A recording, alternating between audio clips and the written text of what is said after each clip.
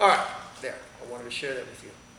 Martin Luther King was possessed by fear and obsessed by feelings of inadequacy.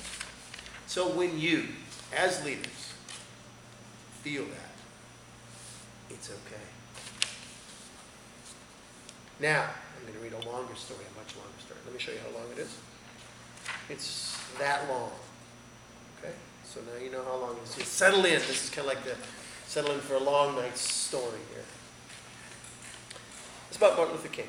In 1955, King was fresh from seminary, only 26 years old and new to town. His church is one of the smallest, wealthiest, and most conservative of the 24 African-American churches in Montgomery. His personal ambitions at the time were to run a solid church program, be well paid for it, have a nice house for his growing family, write theology pieces for his denomination's magazine, and do a bit of adjunct teaching at a nearby college.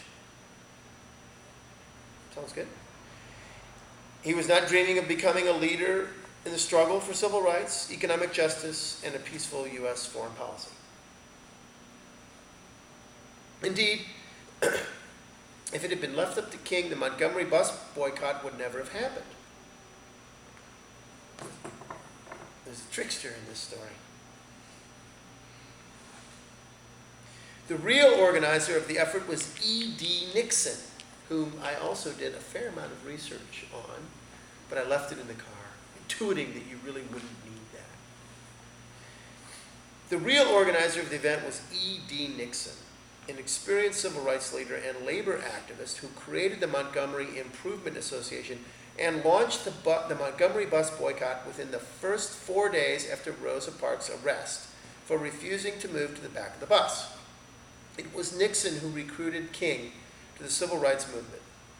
After bailing Rosa Parks out of jail, Nixon went home and started calling local ministers to line up their support for his boycott idea. As Nixon later explained, I recorded quite a few names. The first man I called was Reverend Ralph Abernathy. He said, "Yes, Brother Nixon, I'll go along. I think it's a good thing." The second person I called was the late Reverend H. Hubbard. He said, "Yes, I'll go along with you." And then I called Reverend King, who was number 3 on my list, and he said, "Brother Nixon, let me think about it a while, and I'll call you back." When King finally agreed to come to a meeting, Nixon chuckled and told King, quote, I'm glad you agreed because I already set up the first meeting at your church." At this first ministers' meeting, King was very nervous about Nixon's idea of conducting an illegal boycott campaign. Several other ministers soon began to side with King against the campaign. In his own memoir on the bus boycott, King recalls how Nixon exploded towards the end of the meeting and shouted that the ministers would have to decide if they were going to be like scared little boys or if they were going to stand up like grown men and take a strong public stand against segregation. King's pride. We didn't talk about pride. It's a powerful, powerful emotion. King's pride was so hurt by Nixon's comment, he shouted back that nobody would call him a coward. Then, to prove his courage, King immediately agreed to Nixon's plan for an aggressive community organizing campaign to build up the boycott. Everyone in the room quickly agreed with King, and the matter was settled.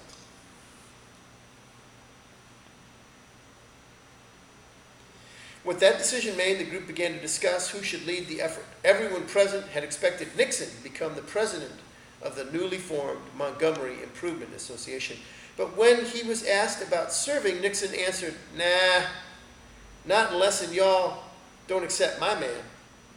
When asked whom he was nominating, Nixon said, Martin Luther King. Having just loudly declared his courage to the whole group, King felt that he had to agree to take on this responsibility.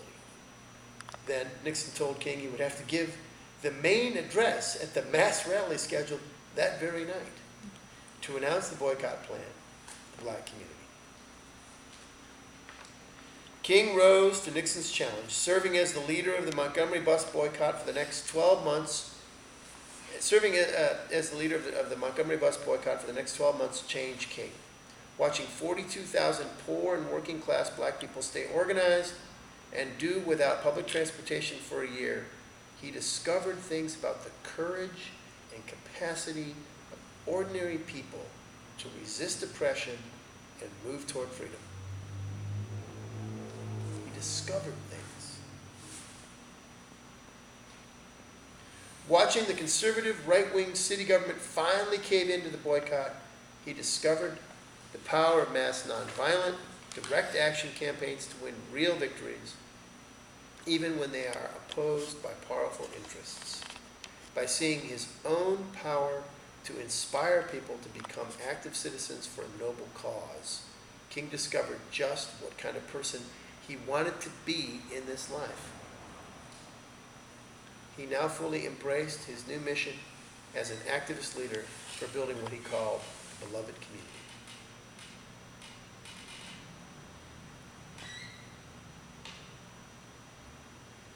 Isn't this something? What are you thinking? I'm personally glad to hear that he learned that much in 1 year. No kidding. He's a quick study. What else? We always sort of envision Martin Luther King as just The mayor. the perfect leader who knew all along what was going on. Right, right. So it's interesting he was sort of just thrown into a position. I'm confused. Worried. Well, I think he understands people. He's understands what's going on in life. But he didn't always. Oh, he didn't. He's learning. He learned. It was on the job training for him.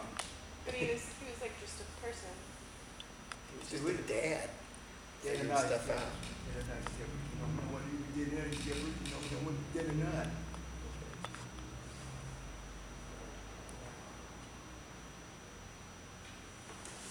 Nixon was an old timer.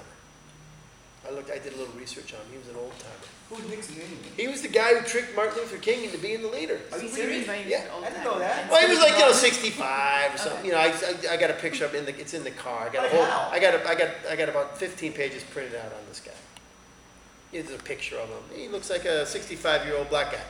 He's an old timer. Nixon, King is 26. You know what a 26-year-old looks like? Doesn't look like he's 65. But Nixon is a smart guy. Yeah, I say it feels wise. I mean it like that.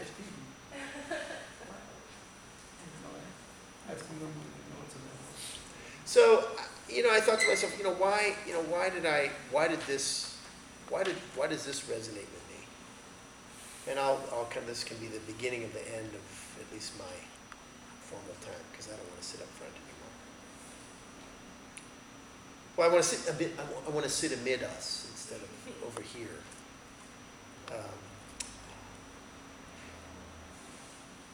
This helps me when I don't feel like I know what to do. This helps me when I feel like I'm scared. This helps me when I feel like I'm small and I don't have what it takes. And it helps me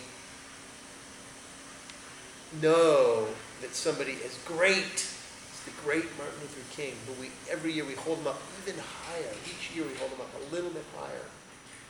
He was just like us.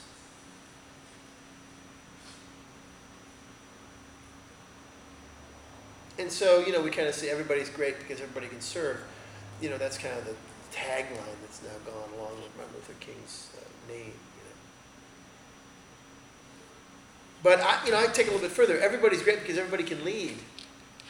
Everybody's great because everybody's human. Everybody's great because Martin Luther King was human and I'm human, and he was scared and I'm scared, and he learned how to be big and I can learn how to be big. And you can learn how to be big. And Project Grow is an example. a great example. And I don't know how to end. I just want to end there. So I'm just going to end there, okay? All right. Yeah.